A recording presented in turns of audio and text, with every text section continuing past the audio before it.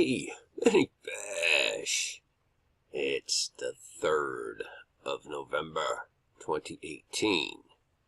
Shabbat Shalom, and I must share with you some things that have been kind of building up for a couple of days.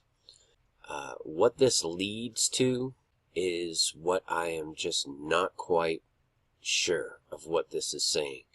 But I know it's something important. I just know that, so there's that. And it started with this very strange article. Okay, I'm not going to play the little video here. It's almost embarrassing for the world, really, to even buy into this stuff. You know what I mean? But I want you to just notice a pattern and a few things that seem to point to something, and I just can't put my finger on it. But this article came out on the 30th, 3 days ago, and it's interesting to note that it was posted at 11:11 a.m.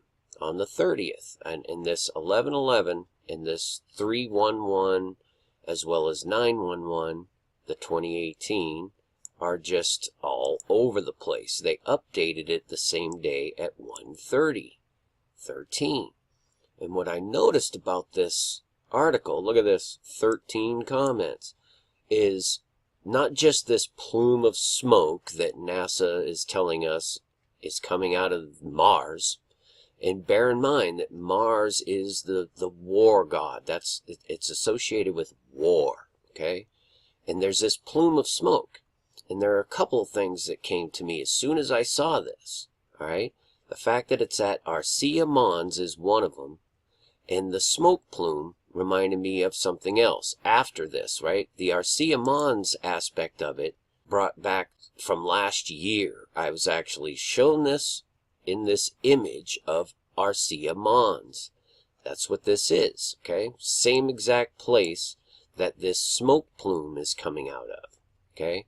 There are multiple images here that can show you that. I hate this Sun website because they always show like gross, stupid things over on the other side, you know. But there's some images that I want to show you, okay?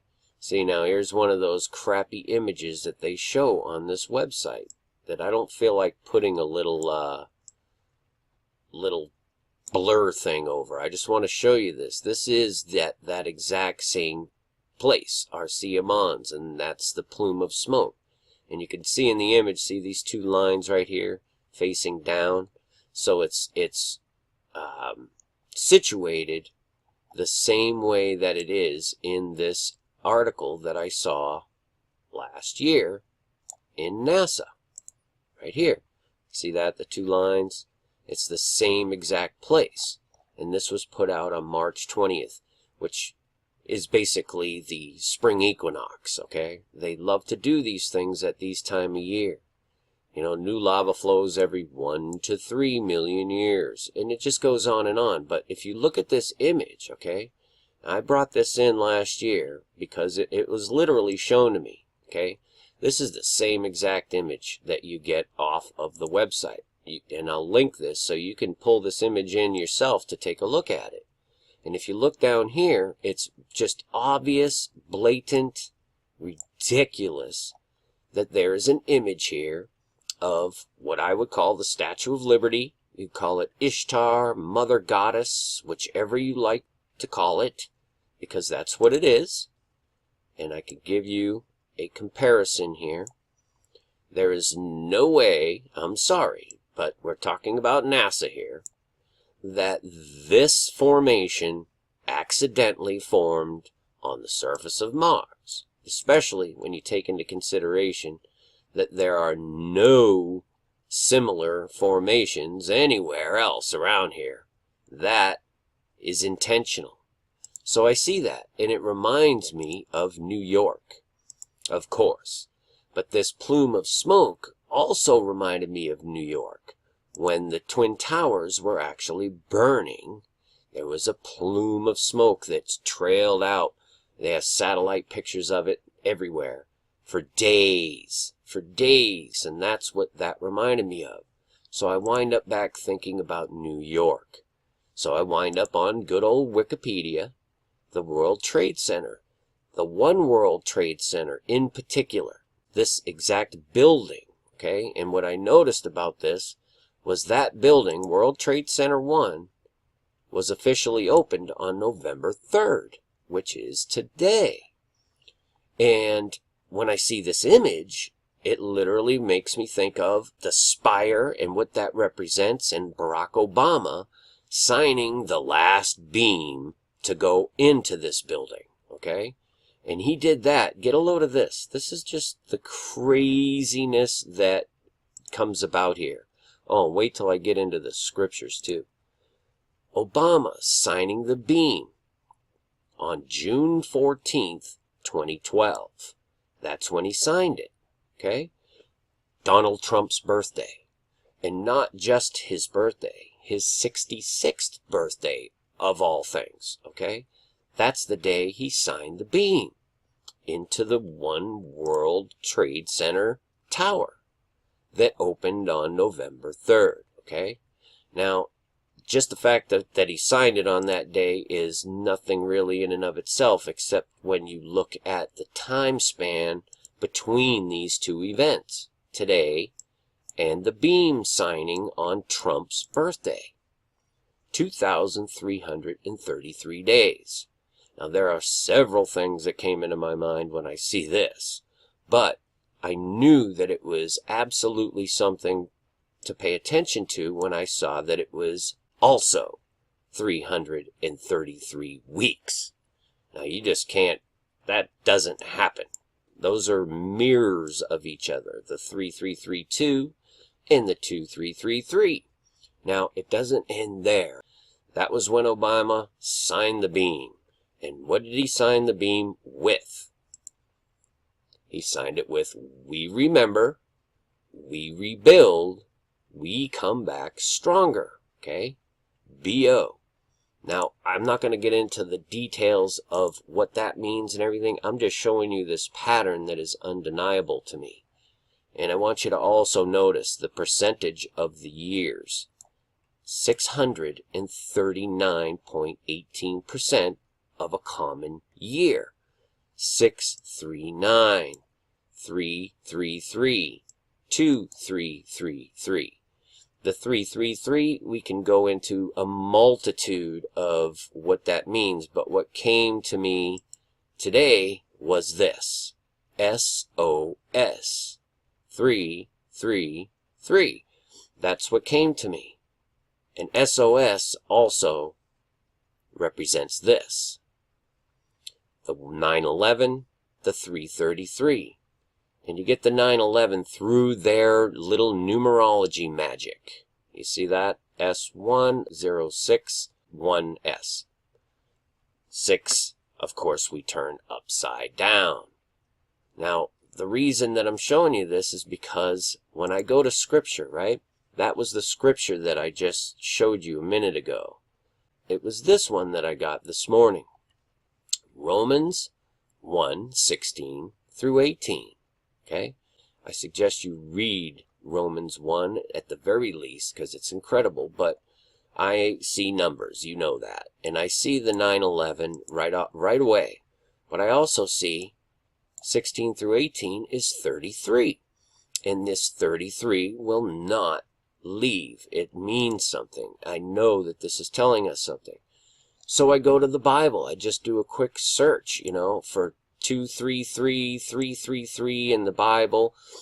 The actual number for today in the Greek, 2333, is Theudas, an impostor who instigated rebellion which came to a wretched end. And you can read about that in Acts 5. It's very, very, very telling. An impostor, okay? Now, the 2333 in the Bible, I mean, I'm telling you, in this search right here, this is the first Bible verse that came up. Luke 23:33 through 43. And this is amazing to me. This just blows my mind, right? So we go to Luke. Let's go right to Luke in the E-sword. And we go to 23:33, and this is the precise moment, okay, when Christ was placed on the cross with the two malefactors. That is so important. One on the right and one on the left. I'm telling you in my spirit, this means something very important. 23:33, the exact number, okay? I just got to go over this stuff as precise as I can, okay? So, this is the moment that Christ and the two malefactors are put on the cross, okay? Think about this. If we continue these days as they proceed, today is the 3rd. If we go to the 4th, it'll be 2, 3, 3, 4, and so on, 5, 6, right? As if we're following the scripture, okay? And this is the crucifixion of Christ. It goes through this, right? Now, this is where it gets really, really interesting, okay? Right to the death of Jesus. And it was about the 6th hour, and there was darkness for 3 hours until the 9th hour, okay? Remember the time span here. The 6, 3, 9. And those 3 numbers were also shown to me well over a year ago in such a way that, you know, it was like one of those things that was between me and God, I guess. But those numbers are very significant, okay? So 639, and then in 23:46, he cried out with a loud voice and said, Father, into thy hands I commend my spirit. And having said thus, he gave up the ghost. He gave up the ghost in Luke 23:46. Think about that. The Twin Towers came down on 9/11. And they were replaced with the One World Freedom Tower, with a Muslim spire in a beam that finishes it, signed by Barack Obama, who, by the way, for all intents and purposes, has so many things pointing to him as a very, very key figure in all of what we see. You know what I mean? And on Trump's 66th birthday, signs the beam.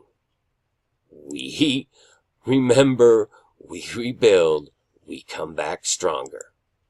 2,333 days ago. 333 weeks. 639% of a common year. 0.18666. I'm just telling you, this in my spirit means something. And it definitely is an SOS. Just telling you.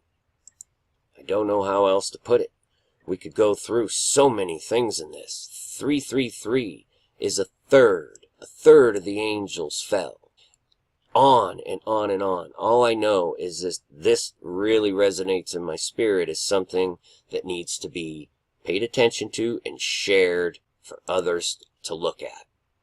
And remember, I showed you how in 23:46, which adds up to 69, let's not forget that Barack Obama back in 2011 invoked Psalm 46. Okay? On 9/11, Barack Obama reads Psalm 46, 2011, not long before he signed this beam. I can't listen to that. Very few months before he even signed this beam. In fact, I believe it was like 3 months and 30 days or something like that. You can look this up. Between June 14th, 2012 and 9/11, 2011. That's when he did this. Psalm 46, though. And on 9/11, 2001 itself, George Bush invoked Psalm 23. 23:46. Do you see where this is where I'm just not exactly understanding what's being shown, but it's meaningful. I can tell you that. Bush, Psalm 23. I just pulled this randomly out of YouTube. Look at this. It's got 2326 views. 232 with 23 and 3. You can't make this stuff up. You know what I mean? There's something going on here, and I need to share it. And so That's what I'm a-doing, folks. I pray you have a peaceful Sabbath. And keep looking up, folks. Our redemption is near. Peace and grace to y'all. Many fish. Finally, my brethren, be strong in the Lord, and in the power of his might. Put on the whole armor of God, that ye may be able to stand against the wiles of the devil. For we wrestle not against flesh and blood, but against principalities, against powers, against the rulers of the darkness of this world, against spiritual wickedness in high places. Wherefore take unto you the whole armor of God,